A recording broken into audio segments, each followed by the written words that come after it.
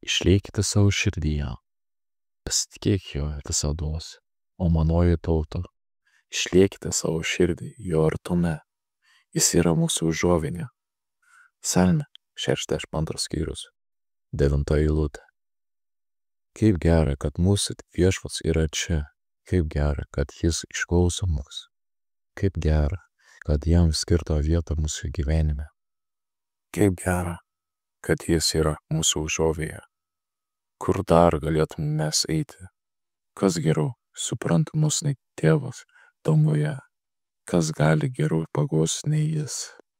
Kas turi tiek daug žinių ir išminties? Kas yra toks galingas kaip jis?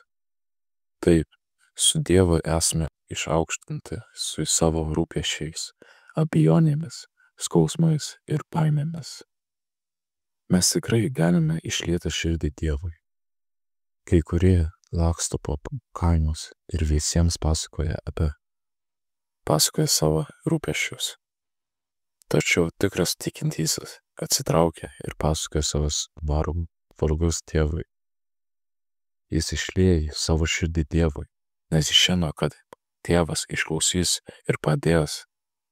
Jam pakanka tiek, kad Tėvas žino ir jis pasitikė Dievu, nes jis paguodžia ir padeda. O užuovėja suteikia kiekvienam, kas turi rūpesčių, skausmų, kenčia. Jis yra viešpačių viešpats, karalių karalius ir kaimenės valdovas. Yra tik vienas vienintelis, kuri tikrai supranta mūsų vargus. Tad mums nereikia kitiems rodyti pirštą į savo skundulus ir nusivylimą. Užtenka, kad Tėvas tai žino. Taip, aš galiu jam išlieti širdį, nes aš pasitikėjau. Dievas yra mano užuovėja. Jis yra mūsų užuovėja, kur dar turėčiau eiti. Tik su juo esu daug saugus. Draugai, bei žinoma, priešai gali mane išduoti.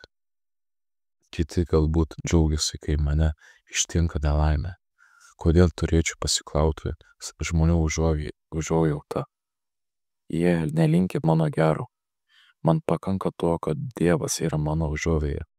Žino mano vargus ir skausmus. Jis yra čia, net ir vienumoje.